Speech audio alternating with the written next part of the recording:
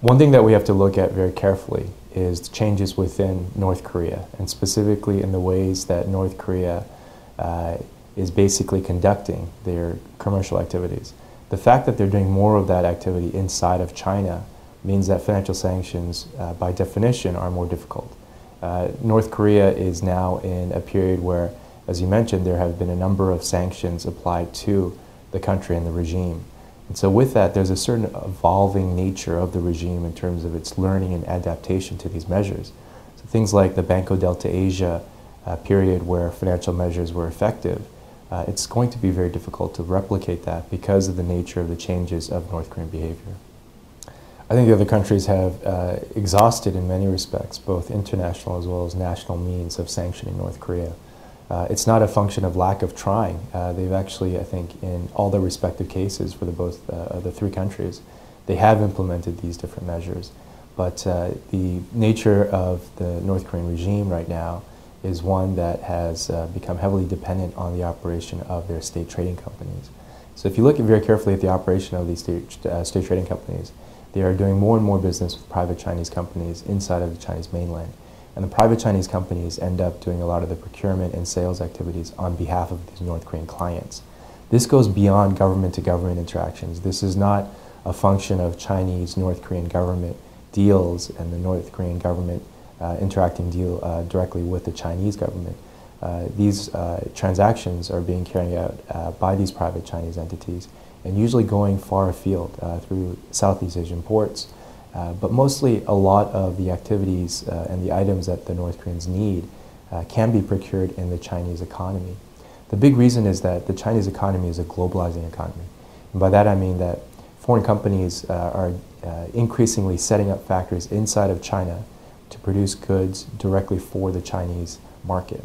So if I were to give an example, German tool and die companies, industrial equipment manufacturers are setting up factories inside of China, building these products for the Chinese market.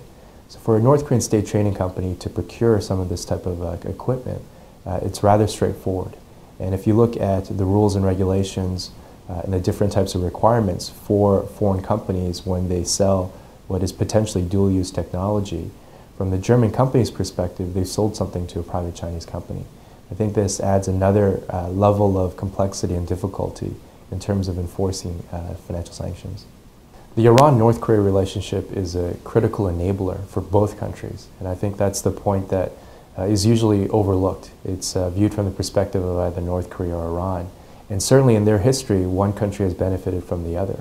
But when you look at the evolution of their relationship, it's a mutually beneficial relationship, and it's also something that has enabled both countries to incrementally rise in terms of level of sophistication and effectiveness. Iran has also conducted a long-range missile test and has also launched a satellite. This was before North Korea did in December of last year. But if you look at the capabilities required for this, the technologies are from the range of true and tried technology, and then to the farther extremes of very high-tech component, as well as organizational behavior, managerial expertise. On the high-end aspects, both countries have actually received Russian assistance, and by this it's a qualified statement. In the case of North Korea, I believe that assistance came via Iran. Iran, as it encountered difficulties with its long-range missile testing, in about the 2005 period, began contracting Russian companies to help with their long-range ballistic missile testing. Iran got over that hurdle, and that led to Iran's successful launch of its satellite. And so when you look at the technological input, advice, and help that the Iranians received from private Russian companies, if you look at the ongoing technical cooperation between Iran and North Korea, I don't think it's a question of doubt, but rather increasing evidence that North Korea is getting access to this type of assistance. So that, I think, is an important element of the further development of North Korea's capabilities. And also, if you look at the previous long-range missile test that North Korea conducted, it was an abysmal failure. And so to try to explain that gap from abysmal failure to not only successful three-stage launch of the rocket, but the placement of the satellite, a very crude satellite, but a satellite nonetheless in orbit, that is an incredible leap. And so it's not something that's purely indigenous. The other thing that I think is quite striking is the South Korean government and South Korean military evaluated the components of the booster rocket. They were able to salvage the components from the West Sea. The analysis showed that the big booster rockets were produced in North Korea, but the more sensitive components were likely procured in China. And so when you look at that kind of dimension, already we're seeing evidence. I think it's really important, first of all, to understand the nature of their commercial networks. A large part of the logistics, the movement, procurement, and whatnot is done through commercial means. And so it's not only the direct Iran-North Korea technical cooperation, but the use of intermediaries for procurement. In this case, private Chinese companies, and there are probably other players as well, but the more prominent ones tend to be the private Chinese companies. I think once you understand the mechanisms and how some of these deals flow, the various stages involved, how the transactions are carried out, how cash settlement in some cases are made, you get to see how all the parties involved evade existing measures. So the days of wire transferring funds and things like that will be less and less common. The use of trusted financial institutions in places like inside of China are rising in terms of practice and commonality, but also the use of cash payments. I think when you zero in on the area of policy recommendations, I think the heading would be disrupting these commercial networks. And when you look at disruption techniques for the various countries involved that are trying to impede the further development of missile and nuclear technology, one key thing is to look at the role of these private Chinese companies. If you look very closely at their operations, they operate pretty freely in places like Southeast Asia and ports, certainly within China as well. But I think it's when their activities go into the Southeast Asian ports, and here I'm talking about Singapore and Malaysia, that there can be greater coordination and engagement of different actors to try to interdict and try to disrupt some of these commercial networks.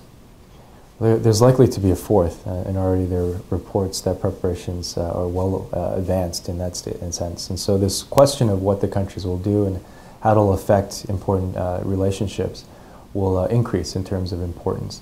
But with respect to the very fragile and evolving U.S.-China relationship, it's a relationship that has a lot of mistrust, a lot of, I think, requirements for confidence building. The efforts to deal with problems like North Korea are a priority for both countries, but the differences lay in where the means are discussed. China has now prioritized the stability of the North Korean regime and efforts to engage North Korea economically, try to stabilize the regime, and reorient its interests away from nuclear weapons development into more peaceful coexistence and economic development. That, I would say, is the Chinese overall game plan in dealing with North Korea, and also a part of the Chinese vision of a longer-term solution. Clearly, that runs counter to what the priorities and concerns are of countries like the United States. The threat perceptions regarding North Korea are fundamentally different. The United States is first and foremost concerned about nuclear terrorism. The more that North Korea develops its nuclear weapons program, the possibility to sell or transfer to state or non-state actors, who in turn can use it for a nuclear terrorist attack. But there's also the proliferation concern and how it relates to what's happening with Iran. But with respect to the broader goal of a denuclearized Korean Peninsula, both the United States and China are in absolute agreement. But I think when it comes to implementation of these measures related to enhanced sanctions implementation and increasing designation of Chinese companies, we have to look at the Chinese companies. Even if there is a designation of some of these entities, Chinese companies are very sophisticated in their structure. And it wasn't too long ago that Chinese companies were the subject of sanctions themselves. So when it comes to evading sanctions and getting around these measures, there will be a political ramification, but in terms of actually conducting business, the disruption is likely to be very low.